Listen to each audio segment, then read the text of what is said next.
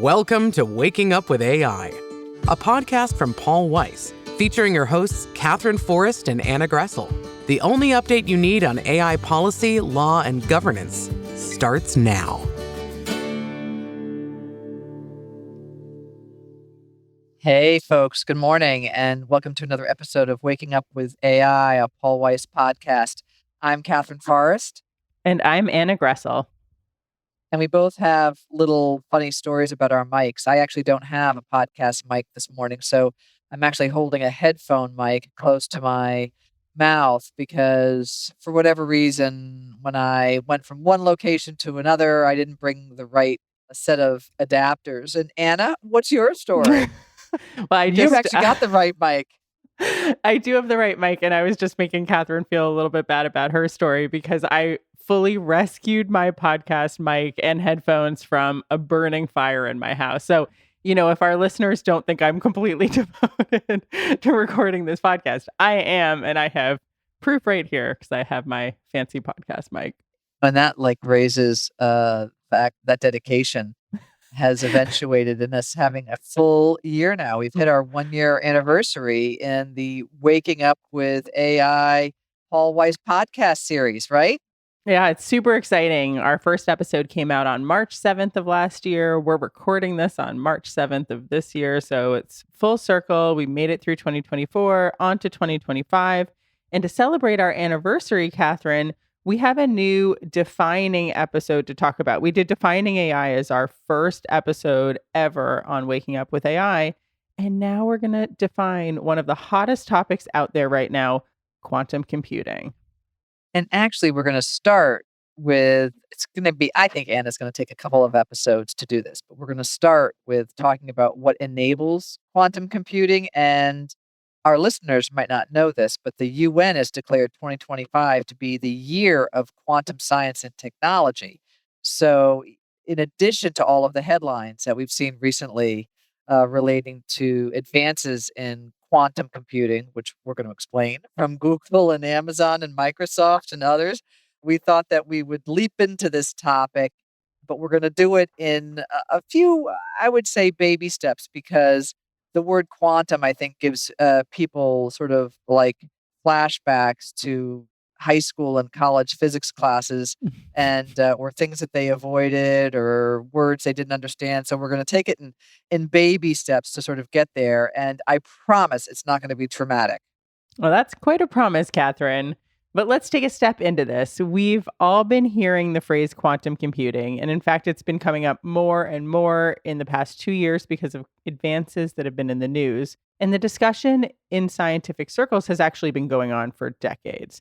So there's a lot of jargon in this area, and we're going to get into that and take a peek on what's on the horizon for quantum computing. And Katherine, I think you're right. We're going to have to actually break this down over a few episodes. There's just too much to get into in just one. Right. So if listening to this and you don't get your full explanation of everything you need to know about quantum computing, just hold on to your britches. We're going to get there. But tell us what you find interesting and what you want to hear about on future episodes. Yeah. Let's get some audience feedback, Anna. Let's get some audience feedback on some of this, right? So I want to start at the beginning, which requires us to talk a little bit about another sort of PTSD type phrase called quantum physics. And as Anna knows, but the audience may not, I've had a little bit of an interest in quantum physics really for years. And it's what originally brought me into the area of artificial intelligence to begin with. So we're going to talk about quantum physics to get us into quantum computing, because quantum computing does something that's different from regular computational processes that occur in your computer. So let's put AI to the side for the moment. Let's get ready to take a couple of steps one at a time and talk a little bit about the physics of quantum computing. Okay, well, that does, in fact, bring me back to drawing electrons and passing notes in physics class to my friends, because I am actually old enough that we passed physical hard copy notes because texting was expensive at the time. So let's go back to that time, Katherine. Let's go back to that time. Let's go before that time, because, by the way, when I was young, they didn't have texting, Anna. I'm just want to say that it wasn't a matter of expense. It just didn't exist. All right. So there, I've dated myself. But let's all go back in time. And I want to talk about the fact that a classical computer, like a laptop, the laptops that people probably are working with every day, they all use bits, O's and ones that actually form the gates, if you will, to the on-off switches that makes the computer do all the whizzing and whirring that creates the all of the things on your screen, and it allows the computational processes to function within your computer. But everything boils down to these O's and ones being switched on or off. Now, a quantum computer, which, by the way, you cannot go out and buy. If anybody's thinking, can I go buy a quantum computer? The answer is no. The day you can go out and buy a quantum computer, the world is going to be a very, very different place. We're talking about moving towards the quantum computer age. But a quantum computer actually operates on a totally different level and in a different way from your normal laptop. And it goes down to the smallest sort of quantum level in the physical world. And it operates on something called qubits. Now, here's the first catch. A qubit can either be an O or a 1 or both at the same time. Now, let me just do that again. It can be an O or a 1 or both at the same time. So it's about probabilities. Is it an O? Is it a 1? Or when it's both at the same time, will it end up being an O or a 1? It's kind of like our listeners, Katherine, who don't know if waking up with AI will be Katherine and Anna or Katherine or Anna, and they just have to wait to find out every week. Wait, hold on. That's great. That's like Schrodinger's cat, only like we're not going to be decayed by an atomic particle. So that's right. Today you're getting both of us. We're O's and ones at the same time. But in a classical computer, the O's and ones are fixed. They're on, they're off. In a quantum computer, they're not. They can be both at the same time. And so the possibilities for the computational processes that a quantum computer can undertake are astronomical because everything can be computed in parallel with all of the O's and ones being held as both possibilities for long periods of time. So we're going to go on to that in just a second. Yeah, Katherine, I think it would be helpful to tell our audience why the O's and ones can actually be in both states of on and off at the same time. That's a good place to start. All right. So that goes to something that's going to be our first sort of term that we're going to learn, and that's going to be called superposition. It's all actually one word, superposition. And the superposition is sort of the word for the qubits being able to be in both states, the on, the off, the O, the 1 at the same time. Yeah, and I think like flipping a coin is one of the more intuitive ways to understand that. When the coin is like in the air spinning, it's not really heads or tails in any kind of particular position. It's kind of both heads and tails as it flips through the air. Right, exactly. And now I'm going to add in another vocabulary word called entanglement, because two qubits can be entangled. They can have a relationship to one another, and it's really very complicated. But take it this way. If you have two qubits that are entangled, then if you know the state of one, you'll know automatically the state of the other. That somehow there is information shared between the two qubits. So if you think of like two qubit particles that can be long distances away from each other, if they're entangled, they automatically will know about the other one's state as well as their own. Okay, Katherine. Well, I think we are going to need an example of this. Should we go to drumroll the cat? Well, I love the cat. Okay, I know. I love the cat. The cat so in. much that I know. I love the cat so much that when I was a federal judge, I managed to get this cat that we're going to talk about into a federal opinion. So if you search me in Westlaw, Judge Forrest, and cat, well, there might be more than one cat decision, I don't know, but Schrodinger's cat, then you're going to come up with how I managed to wedge it in. But here we go. So Erwin Schrödinger developed a thought experiment in 1935 that has forever after been called Schrodinger's cat. And here's the idea. There's this cat. You can imagine any kind of cat that you want to imagine. I'm going to pick sort of a Alice in Wonderland kind of orange and white striped cat. And it's in a box that's sealed. And the box has a radioactive atom in it that might or might not decay in a certain period of time. We just don't know. Okay, so you've got the cat, it's in the box, and this radioactive atom is sitting in the box and it might decay. Now, there's a Geiger counter, which of course can measure radioactivity in that box, and it can detect radioactivity if the atom decays. And if the radioactive atom decays, the Geiger counter gets triggered. And if it's triggered, it releases a poison that would then kill the poor cat. Now, by the way, this is not a real cat. This is a thought experiment. Well, I'm glad we don't really have a real cat we're dealing with here. There are like an awful lot of ways to die in this experiment. So, but Katherine, should we talk a little bit more about, the interesting position that this cat is in? And what does this experiment tell us about quantum physics? Right, right. So again, if the atom does not decay and the poison's not released, then the cat lives. So in the quantum physics world, we have this atom that is in a position of being both possibly decaying and possibly not decaying. It is both at the same time. We don't know. And that's called, again, superposition. Superposition is something being in two states at the same time. You're both an O or a 1, or you're decaying or not decaying. That's superposition.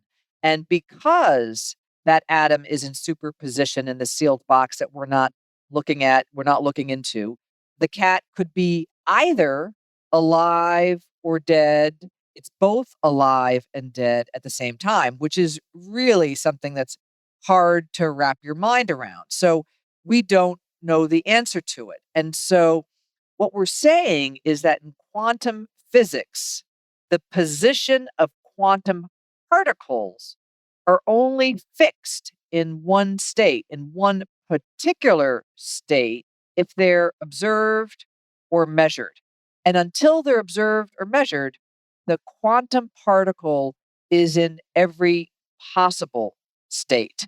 Yeah, going back to our coin flipping example, it's almost like the coin is flipping in the air until someone decides, I'm going to measure whether it's a head or a tails, and then it lands. So, I mean, Katherine, I'm curious about whether you think that resonates, but why don't we talk about how that reads back or like maps back on the Schrodinger cat's example? Quarter example, or the coin example, is because there are no more pennies, as we know. But the maybe or soon there won't be any more pennies. Collect those pennies, folks, so you can do your own experiments. But they're at such a macro, bigger level that it doesn't actually work like that. But the concept is similar to what you're saying. And by the way, there have been a number of experiments, a large number of experiments that have proven the concepts that we're talking about on today's episode again and again, that quantum particles can exist in different states, all states, until they are measured or observed, or another way of talking about it is seen. And once they're measured or observed or seen, then we're able to say, oh, the particle is in this position or it's in that position, because we've literally at that point, we've measured it. And so going back to the cat example, the cat's in the box, the atom may or may not be in a state of decay. The cat may or may not be alive or dead. And so what we know from quantum physics is that until we open the box and see what's happening inside, everything is possible. There are all kinds of realities going on inside that box, and that cat is living all of those realities at the same time. That's superposition. It's all about probabilities until there's an observation or a measurement. Yeah. So you're saying, and I think this is what that experiment says, the cat is both alive and dead all of the time until the box is open, or, another way put, until the atoms are actually measured, the qubits are actually measured, and we know what state they're in. Or it can be both alive or dead. And it sounds sort of crazy, right? And it's again, this is a thought experiment, but it helps illustrate that at a quantum level, things can actually occupy multiple possible states. And you can think of it as, and there are a number of physicists who do think of it this way, that there could be multiple realities. But let's put that aside. It's the act of observation that really reduces something from superposition into a different state. Catherine, do you want to talk about one more example? Maybe we can do the double slit experiment. Well, the double slit experiment, Anna, as you know, it's another one of my favorites. And the double slit experiment has been around for a long time, and it's actually an experiment. So before we were talking about Schrodinger's cat and the possibilities of it being either alive or dead in the box, and we don't know if the atom is decayed or not decayed. All possibilities are there. With the double slit experiment, these are actual experiments that are repeatable, and they have been repeated numerous times with very sophisticated equipment to try to figure out what's going on. And this is one of the mysteries of quantum physics because people aren't exactly sure why it turns out this way. But let's just talk about it for a moment. In this experiment, you've got some quantum matter like a photon or an electron that can behave as either or both a wave. Think of like a wave in the ocean, or a particle, like a point, like a little tiny speck of sand, at the same time. It's both a wave or a particle at the same time, or you don't know which it is. And that state of being either or both continues until, again, the moment of observation or measurement. So imagine a wall with two narrow slits that are cut in that wall, right? You've got two slits in the wall, and behind the wall is a screen. And what you're going to do is you're going to stand in front of the wall, looking at the two slits, and you're going to shoot particles, these electrons or photons, at the wall. And your expectation is this is the human expectation based upon what we would normally have expected in classical physics, that the particle would go through one slit or the other slit and then form a band of particles that accumulate on the other side of the wall. And if it was solid particles all the time, that's what you would expect. But here is what happens. And this is sort of the extraordinary sort of mystery of quantum physics, right? Which is that when you, in fact, shoot the photons at the slits, they don't create the two single bands on either side that are right behind the slits, the solid bands where the particles are collecting. But instead, there are like dark, wavy stripes that occur on that screen. And this is called a third vocabulary word, an interference pattern. It's sort of like a wave-like pattern. So the particles are somehow going through the slits, but they're going through the slits in a wave-like pattern, not as a just a particle sort of going straight through and hitting the other side. They're going through in kind of a wave way. So the particles are both particles and waves at the same time. Now, here's the catch.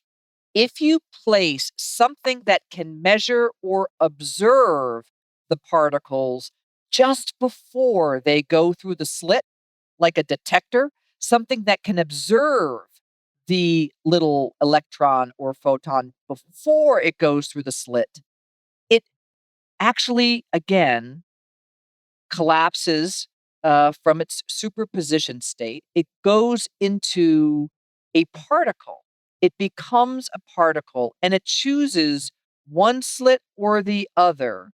And on the other side of the wall, because of that act of measurement, you then do see that solid stripe of particles collecting. So again, if you observe the particle just before it goes through the slit, it doesn't act like a wave. It actually acts like a particle. It goes through the slit and creates a solid band of particles on the other side, and you don't get that wave-like interference pattern. So in other words, the fact of observation, just like Schrodinger's cat and opening up the box, the fact of observation or measurement reduces the probability of something of this now, the particle being one thing or another into something definite. So with quantum computers, Anna, we're getting back to it now, okay? We've gone through our 2 experiments. We're going to get back to quantum computers. Quantum computers are actually using these principles of superposition, of things being 2 things or both things at the same time, of things having a possibility of being in more than one state at the same time to do massive amounts of parallel computation. Katherine, that is completely fascinating. And I think it is really interesting. We promised a definition. So I'm going to give everyone NIST's definition of quantum computing or quantum information science, which is pretty consistent with what you were talking about. It says quantum information science involves using the smallest bits of matter and energy, electrons inside an atom, tiny circuits, massless particles of light, to store, carry, and process information. And as we know, those smallest bits of matter and energy are governed by exactly what you're talking about, quantum mechanics. And what that definition is including in at the end when it says both, like governed by quantum mechanics, is that the bits can be both in the 0 and 1 state every time. So we're talking again about the qubits here. And computations can occur anticipating basically every possible combinations of zeros and ones. And that's like the real power of quantum computing. We'll talk a lot more about what that means in practice, but just wanted to relate that definition back to the fundamental physics underlying it. Right. Terrific. And I think that's all we've got time for today. But the takeaway is that quantum computing has a massively powerful computational ability. And we're going to talk about why it's so hard to make a quantum computer and all of the advances in quantum computers and how quantum computing does relate to artificial intelligence and potentially incredible advances in AI in our next episodes, in a couple of episodes coming up, Anna. So that's it. Yeah. All right. Well, can't wait to talk more about quantum algorithms. Are you traumatized? Are you traumatized? Certainly not. Not me, but our audience, let us know if you're traumatized and you just want to be back in AI land. But otherwise, we're going to knit together what are some of the most important advances that really do bear upon each other. And quantum computing is a really fundamental part of, I think, some long-term roadmaps and promises of AI. So we'll get back to that. For now, we're signing off. Tell us if you want a Waking Up with AI mug, email us. And otherwise, have a great start to your spring, and we'll see you guys next week. Thanks for listening to Waking Up with AI. Be sure to subscribe in your favorite podcast app to stay up to date on the latest in AI policy, law, and governance. For more information on Paul Weiss, go to our website at www.paulweiss.com.